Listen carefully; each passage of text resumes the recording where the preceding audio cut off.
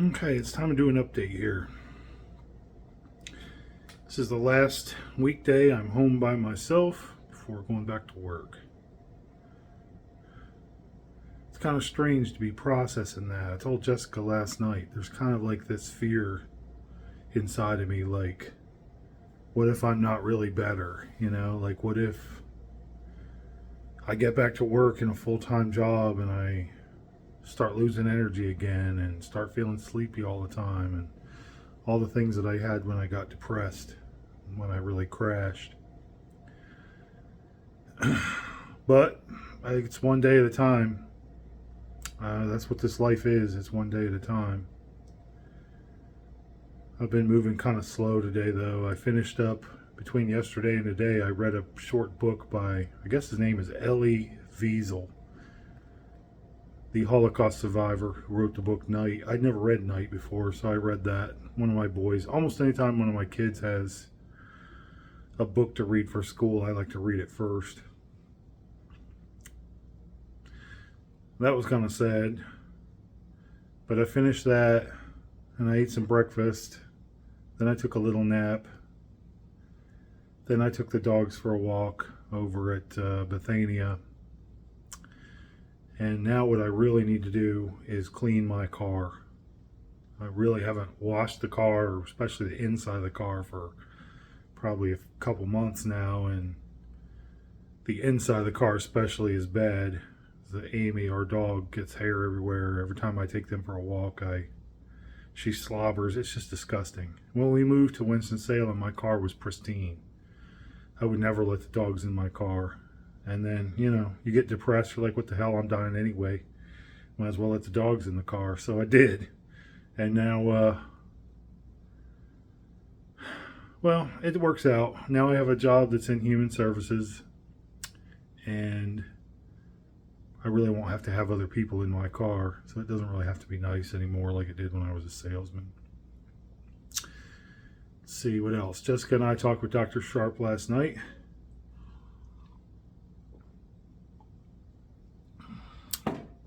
And I guess that went okay.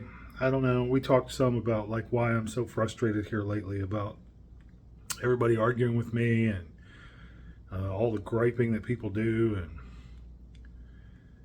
Dr. Sharp sort of reiterated something that he said before that's hard for me to accept, which is, he's like, well, he basically said you're robbing your children of learning valuable lessons if you are constantly rushing in to bail them out. So, like what I did for my daughter and what I did for my son and getting his permit didn't really help them at all. And they resented me for it and gave me a big headache, So he's like, why are you letting these people push your buttons? And, I guess for me, the question is like, what if I'm not here to be a guide and protector and teacher and all the things that I do well, then what am I here for? Why am I here? What do I need any of these people for around me? It sounds harsh, I'm sure, to say that, but, I don't need them. They need me. So there's honestly, a little bit of trepidation about going back to work, especially in an office environment where I know there's women around, just because I know how I was tempted before. I think I'm at a different place in life now, though. I don't think there haven't been very many women that I found attractive in my life. I think what attracted me to the girl I had an affair with 20 years ago was her personality. She was very, her life was all messed up and dysfunctional, but she was very vivacious and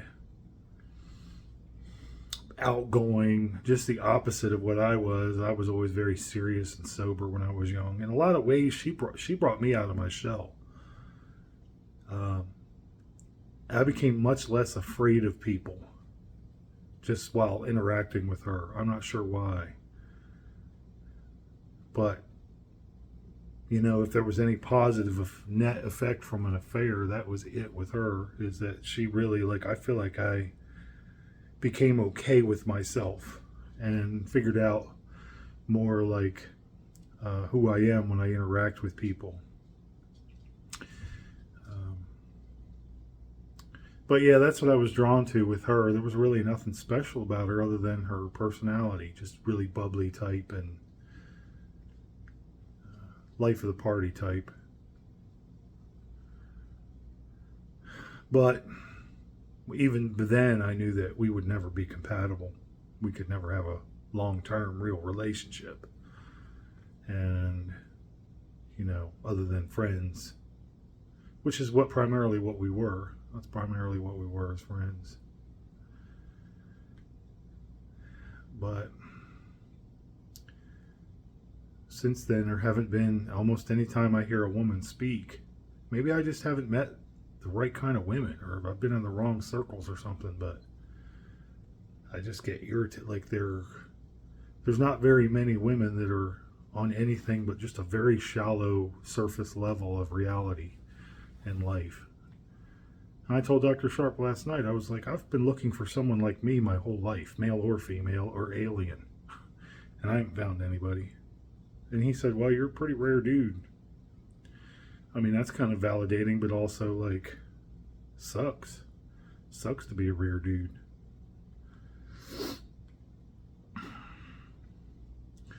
So I'm really trying to get my first video uploaded for the new channel that I'm creating about Christians with depression.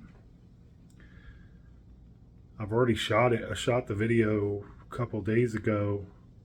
I just need to get it uploaded and then start, like, working on an outline for, like, future content so it follows some kind of logical trajectory. Not that it has to, but I think it's helpful when a project unfolds that way. So I'm going to do that. Jessica's talking about climbing a hill tomorrow and watching the sunrise, and I don't know about that. My knee's really been bothering me, my right knee. Everything hurts. Everything hurts. I'm trying to get fit again, I'm trying to lose weight, keep my energy level up. So maybe I've been overdoing it on the steps / running and some of the things that I've been doing here lately. I got spider webs on me and stuff from walking earlier. But I noticed that in my right leg, it's like when I first get out of bed in the morning, it's not so much painful, it's just really stiff. And then when I go to bend it, like if I'm putting my right leg into my shorts or something, there's just a lot of stiffness in it. Like, it's swollen. It does have like a constant kind of ache. But like, so that's that, the right knee on that foot and the right foot itself have tendonitis. And on the left foot, I've got the ankle break and a sprain that I got a few months ago. I just feel like I'm falling apart every time I try to move. So I guess I'm still getting old, but I'm going to keep trying. I figure I'm going to be sore, miserable. It seems like if you just sit in a chair, you get aches and pains and problems and fatigue and all kinds of stuff. So it's like a trade-off. Which one do I want? Do I want to have the kind that's going to help me, get healthier, or do I want to sit in this chair and die? So what are you going to do? You might as well choose the good kind of suffering, the kind of conflict with reality and with your own body. Someday all this mess is going to make sense.